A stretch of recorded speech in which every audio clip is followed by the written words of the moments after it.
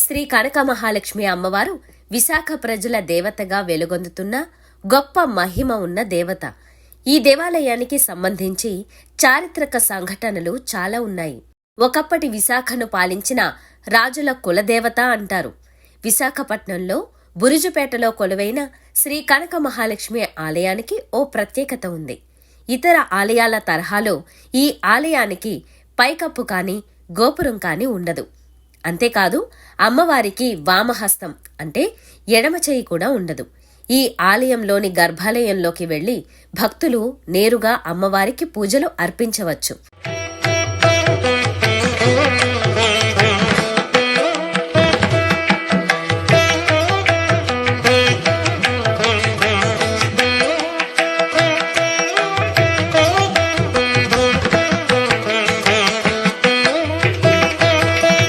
స్థానిక కథనం ప్రకారం 1912లో శ్రీ కనక మహాలక్ష్మి అమ్మవారి విగ్రహం బావి నుండి తీయబడింది అని చెబుతారు.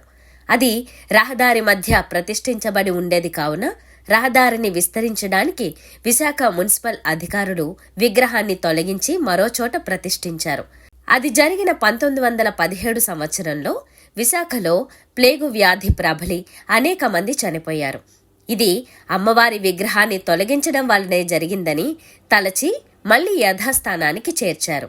అప్పుడు వ్యాధి తగ్గుముఖం పట్టడంతో ప్రజలకు అమ్మవారి మీద గురి ఏర్పడడం, తరువాత ఆమె మహిమలు కథలుగా విస్తరించడం ద్వారా విశేష ప్రాచుర్యం పొందింది. వరలక్ష్మి వ్రతం, దసరా పండుగల సమయంలో వేలాది మంది భక్తులు అమ్మవారిని దర్శించుకుంటారు. సాక్షాత్తు కనక మహాలక్ష్మి ఇక్కడ స్వయంభూగా వెలిసిందని భక్తులు నమ్ముతారు.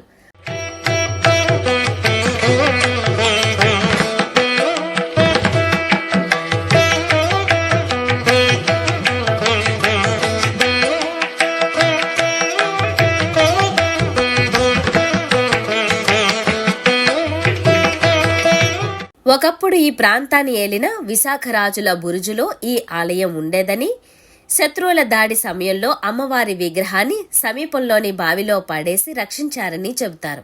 బావిలో ఉన్న అమ్మవారు భక్తులకు కలలో ప్రత్యక్షమై తనను బావి నుంచి బయటకు తీసి ఎలాంటి పైకప్పు, తలుపులు లేకుండా ప్రతిష్ఠించాలని కోరడం వల్లే ఆలయానికి పైకప్పు నిర్మించలేదని చెబుతారు.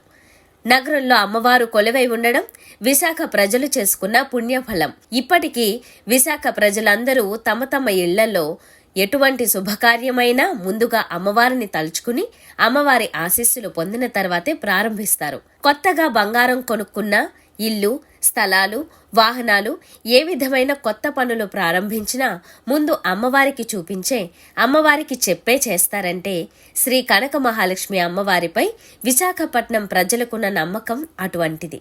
విశాఖపట్నం పరిసర ప్రాంతాల్లో కొలువై ఉన్న అనేక ప్రసిద్ధిగాంచిన దేవాలయాలకు సంబంధించిన వీడియోలు ఆధ్యాత్మికం ఛానల్లో మీ ముందుకు తీసుకొచ్చే ప్రయత్నం చేస్తాము. ఈ ఛానల్ని సబ్స్క్రైబ్ చేసుకుని ఇందులో వచ్చే ప్రతి వీడియోని మీరు షేర్ చేయవలసిందిగా మనవి.